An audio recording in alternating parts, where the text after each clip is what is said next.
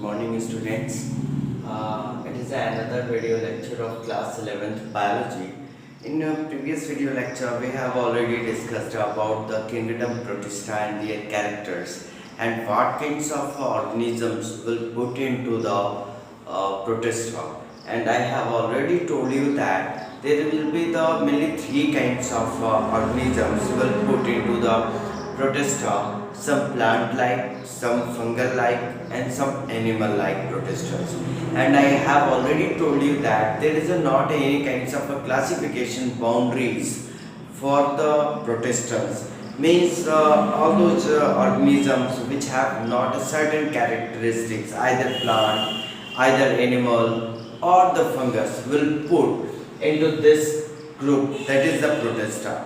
And in this group of protista, the very first organisms which will given in your NCERT as well is the chrysophytes and the dinoflagellates, and mainly these two are belong to the plant-like protistans. We have already discussed. We will already discuss in the fungus-like protista and animal-like protista also. But particularly in this video lecture, under the kingdom Protista, we will discuss about the chrysophytes and dinoflagellates, that is the plant-like protistans. Okay, so let's start. What are the chrysophytes?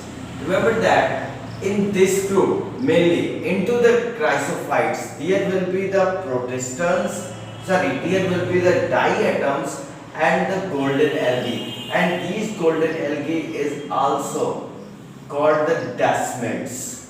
Okay, what will be the example if any person asks to you what will be the example of the chrysophytes or the plant-like protistans? Then very easily you can say that the chrysophytes and dinoflagellates are plant-like protistans. But if any person asks especially that what are the chrysophytes, give the examples, then you will say the diatoms and the golden algae or the desmids are the prime example of the chrysophytes.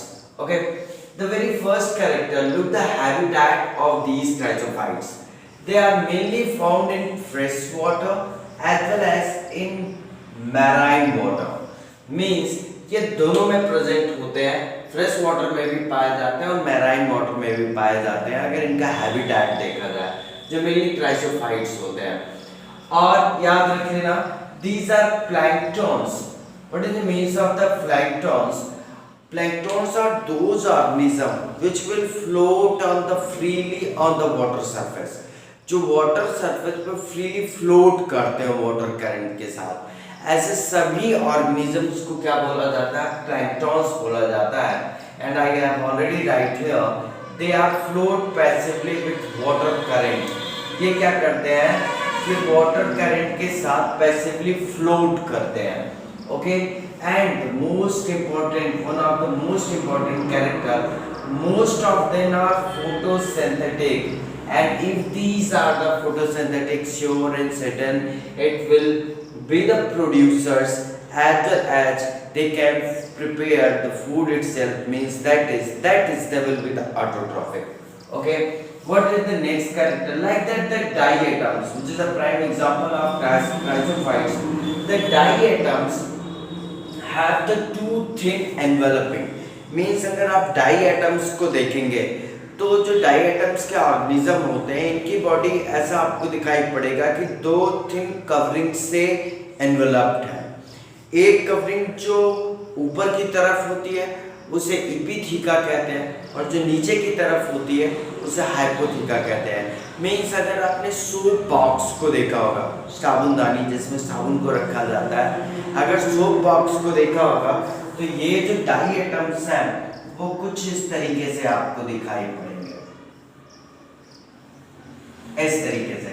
तो ये जो ऊपर की covering होती है diatoms की, इसको बोला जाता है इपिथीका और नीचे वाले पार्ट को बोला जाता है हाइपोथीका. ओके, और ये जो पूरा का पूरा स्ट्रक्चर है सोप बॉक्स की तरह बनता है. ठीक है, तो ये जो होता है डाइएटम्स, इनकी बॉडी जो कवर्ड रहती है दो कवरिंग से कवर्ड होती है, थिन कवरिंग, दो थिन कवरिंग से कवर्ड होती है। जो ऊपर का पार्ट होता है उसे इपिथीका बोलते हैं और जो नीचे का पार्ट होता है उसको क्या बोलते हैं, हाइपोथीका बोलते हैं। Remember that. और एक चीज और, ठीक है, इनका जो ये मैंने बताया कि इनका शेप कैसा होगा, सोप बॉक्स की तरह होगा। और one of the most another character, इस सोप बॉक्स में जो इपिथीका और हाइपोथीका है, they will embedded with silica. किसके साथ उसमें क्या प्रोजेक्ट होगा, सिलिका प्रोजेक्ट होगा। वेरी इंपॉर्टेंट कैरेक्टर, हमेशा याद रखिएगा कि जो डाई एटम्स होंगे उनकी सेल वॉल में दो थिन कवरिंग्स होंगी, ठीक है, सोप बॉक्स की तरह होंगे। ऊपर वाले पार्ट को इपिथीका, नीचे वाले पार्ट को हाइपोथीका, और इस इपिथीका और हाइपोथीका में सिलिका का एम्बेडिंग होता है, उसमें सिलिका डिपॉजिटेड रहता है, ठीक है। और याद रख लेना, इसी के कारण ये जो है इंडेस्ट्रक्टिबल होते हैं, means due to the presence of this silica the cell wall of the diatoms cannot be destroyed very easily। बहुत आसानी से ये डिस्ट्रॉय नहीं करे जा सकते हैं, ठीक है। तो नेक्स्ट कैरेक्टर देख लेते हैं। ये जो डायटम्स होते हैं जब इनकी डेथ होती है तो बिलियन और बिलियन ईयर्स तक ये जो शी होता है अपनी वाटर बॉडीज होती हैं उसमें डिपॉजिटेड रहते हैं, and process of billion years वो किस में कन्वर्ट हो जाते हैं, एक बहुत ही इंपॉर्टेंट फर्टिलाइजर सॉइल के रूप में वो वर्क में आ जाते हैं, या एक फर्टिलाइजिंग सॉइल का फॉर्म करते हैं, जिसे कहा जाता है डाइएटोमेसियस अर्थ। वेरी इंपॉर्टेंट, ठीक है। तो बिलियन ऑफ ईयर के प्रोसेस में क्या होता है, ये डाइएटम्स अपनी सिलिका के लार्ज अमाउंट डिपोजिशन करके एक सॉइल का फॉर्मेशन करते हैं जो हाईली फर्टिलाइजेबल होती है, जिसे डाइएटोमेसियस अर्थ कहा जाता है। ओके, और एक चीज रखिए, याद रखिएगा, ये जो सॉइल होती है ग्रिटी होती है। ग्रिटी का मतलब ये होता है, जैसे आप देखेंगे ना तो आपने बालू कागज देखा होगा, उस घर को साफ करने के लिए आता है सैंड पेपर, उस सैंड पेपर की तरह ये होते हैं, ठीक है। तो ग्रिटी होते हैं, उसमें आप उसको टच करेंगे तो आपको लगेगा कि ये बहुत ही ज्यादा ग्रिटी है, ठीक है। वहाँ थोड़े छोटे आप उसमें महसूस कर सकते हैं, ये सिलिका के होता है और इनमें पोर्स बहुत ज्यादा होते हैं, ठीक है। They will be the porous, इनका जो कवरिंग है सेल वॉल होता है पोरस होता है। इसी के कारण ये जो आपका क्राइसोफाइट्स या जो डाइएटम्स होते हैं, इनकी जो ये सॉइल होती है इनका इस्तेमाल किसमें किया जाता है, पॉलिशिंग में किया जाता है एंड फिल्ट्रेशन ऑफ सीरप में किया जाता है। तो याद रखिएगा, अगर ये आते हैं तो कभी कभी नीट में या फिर आप देखेंगे कि कई सारे एंट्रेंस एग्जामिनेशंस में क्वेश्चन पूछे जाते हैं, जैसे गोल्डन एल्गी किसका एग्जांपल है, तो वो क्राइसोफाइट्स का है। डाइएटम्स किसका एग्जांपल है, क्राइसोफाइट्स का है। या फिर इस तरीके से क्वेश्चन पूछते हैं कि डाइएटम्स और गोल्डन एल्गी किस में आते हैं, प्लांट लाइक प्रोटिस्टन्स में आते हैं, ठीक है।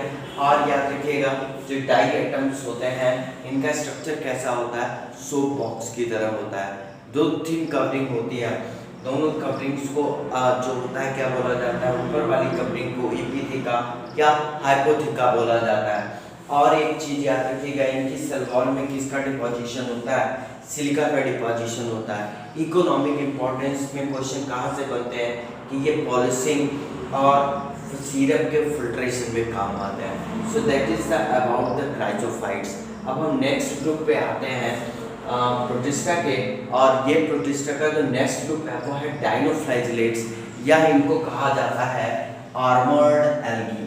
तो कभी कभी क्वेश्चन आता है कि डाइनोफ्लैजिलेट्स को आर्मर्ड एल्गी भी बोलते हैं, ठीक है। तो ये जो डाइनोफ्लैजिलेट्स होते हैं मेनली ये कैसे होते हैं, यूनिसेलुलर होंगे क्योंकि प्रोटिस्टा तो है ही है, यूकैरियोट्स होंगे, और ये भी कैसे होते हैं, फोटोसिंथेटिक होते हैं, और फोटोसिंथेटिक होंगे तो सिंपली ये ऑटोट्रॉफ होते हैं, ठीक है। इनका हैबिटेट अगर देखेंगे, इनका मैंने कहा कि अगर आप हैबिटेट देखेंगे तो ये कहाँ प्रेजेंट होते हैं, मैराइन वाटर में भी होते हैं और फ्रेश वाटर दोनों में ये पाए जाते हैं, ठीक है। और ये वैरायटी ऑफ कलर में मिलते हैं, मतलब जो डाइनोफ्लैजिलेट्स हैं ये कोई एक सर्टेन इनका कलर नहीं होता, इसमें बहुत सारे कलर के होते हैं और ये डिपेंड करता है कि इनमें किस टाइप का पिगमेंट प्रेजेंट है। मतलब इसमें जेंथोफिल है, क्लोरोफिल है, ठीक है, बहुत सारे इस तरीके के कैरोटीनॉइड्स हैं, ठीक है। इन तरीके के पिगमेंट्स पे डिपेंड करता है। तो याद रख लेना, जो डाइनोफ्लैजेलेट्स होते हैं वो रेड कलर के भी हो सकते हैं, ब्राउन के भी होते हैं, ब्लू कलर के भी होते हैं, ग्रीन भी हो सकते हैं, येलो भी हो सकते हैं। ये सभी डिपेंड करते हैं कि इनके अंदर किस टाइप का पिगमेंट प्रेजेंट है, ठीक है। जैसे क्लोरोफिल ए, क्लोरोफिल बी और जेंथोफिल के कारण ये किस तरीके के हो सकते हैं, ठीक है। ये जो है ब्राउन कलर के ये होते हैं, ठीक है। और देखें कि इनका जो डाइनोफ्लैजेलेट्स होते हैं इनके ऊपर कवरिंग पाई जाती है, ठीक है। इनके ऊपर जो इनका जो कवरिंग होता है, इनके ऊपर जो सेल वॉल होती है, ठीक है, वो कैसी होती है, याद रख लेना, वो छोटे छोटे प्लेट्स के रूप में होती है। इसी के कारण इनको आर्मर्ड एल्गी बोला जाता है, ठीक है। और उस प्लेट को, उस सेल प्लेट को क्या बोलते हैं, इम्फेसीमा बोलते हैं, ठीक है। और ये कैसे होते हैं, इनमें फ्लैटेंड वेसिकल्स प्रेजेंट होती है, ठीक है। एक चीज ये याद रखिएगा। और एक बहुत ही इंपॉर्टेंट कैरेक्टर है इन डाइनोफ्लैजेलेट्स का कि इनमें हिस्टोन प्रोटीन एब्सेंट होती है, इसीलिए इनको मीसोकैरियोट्स होता है। अब मीसोकैरियोट्स का मतलब क्या हुआ, आप देखो तो ये तो यूकैरियोट्स है, सेल वॉल भी प्रेजेंट है, लेकिन यूकैरियोट में क्या होता है, हिस्टोन, उनके क्रोमोसोम्स में हिस्टोन प्रोटीन होता है, लेकिन यहाँ सेल वॉल तो प्रेजेंट है। यूकैरियोट या प्लांट लाइक है, यूकैरियोटिक है, लेकिन इनमें क्या होता है, इनमें क्या होता है, हिस्टोन प्रोटीन प्रेजेंट नहीं होती, इसलिए क्या बोले जाते हैं, मीसोकैरियोट्स बोले जाते हैं। और इन ऑर्गेनिजम्स का एक और यूनिक कैरेक्टर होता है, इसमें 2 फ्लैजेला प्रेजेंट होते हैं। These organism have the 2 flagella, और ये दोनों फ्लैजेला एक दूसरे के राइट एंगल पे होते हैं। एक दूसरे पे राइट एंगल पे होने का मतलब इनके जो फ्लैजेला हैं, अगर एक फ्लैजेला इनका वर्टिकल अरेंजमेंट में है तो दूसरा क्या होगा, हॉरिजॉन्टली अरेंज्ड होगा, मतलब ट्रांसवर्सली अरेंज्ड होगा और वर्टिकली अरेंज होगा। तो ये क्या होते हैं, दो फ्लैजेला होते हैं। और ये जो दोनों फ्लैजेला होते हैं, अभी मैंने बताया कि इनकी जो प्लेट्स होती हैं वो छोटी छोटी प्लेट्स होती हैं, और उन प्लेट्स के बीच में कुछ स्पेसेस होते हैं, और उन स्पेसेस को क्या बोला जाता है, इंगुलम बोला जाता है। और इसी इंगुलम में ये दोनों जो फ्लैजेला होते हैं वो क्या होते हैं, फिट होते हैं, ठीक है। और एक चीज एग्जांपल है, जैसे ये जो ऑर्गेनिजम्स होते हैं मेनली डाइनोफ्लैजेलेट्स, ये बायोल्यूमिनेसेंट होते हैं, वेरी वेरी इंपॉर्टेंट, इसको मत भूलिएगा। ये कैसे होते हैं, बायोल्यूमिनेसेंट होते हैं। जैसे एग्जांपल है गोनियोलॉक्स, ठीक है। ये जो गोनियोलॉक्स है ये क्या करता है, ये बायोल्यूमिनेसेंट होता है, और एक बहुत ही इंपॉर्टेंट, ठीक है, कैरेक्टर इसका है, ये बहुत तेजी से डिवाइड करता है, और ये क्या फॉर्म करता है, रेड टाइप फॉर्म करता है। तो कभी कभी जो सी वाटर होता है वो रेड कलर का दिखने लगता है, और उनके रेड कलर के दिखने का कारण यही है कि उसमें ये गोनियोलॉक्स रैपिडली डिवाइड करता है और रेड टाइप फॉर्म करता है। एक और इम्पोर्टेंट कैरेक्टर होता है इनका, क्योंकि ये यूकैरियोट्स हैं, तो इनमें जितने भी मेम्ब्रेन बाउंड ऑर्गेनिजम्स होते हैं वो सभी प्रेजेंट होते हैं। तो अगर आप अपनी नोट्स कंप्लीट करना चाहते हैं तो आप नोट्स कंप्लीट कर सकते हैं।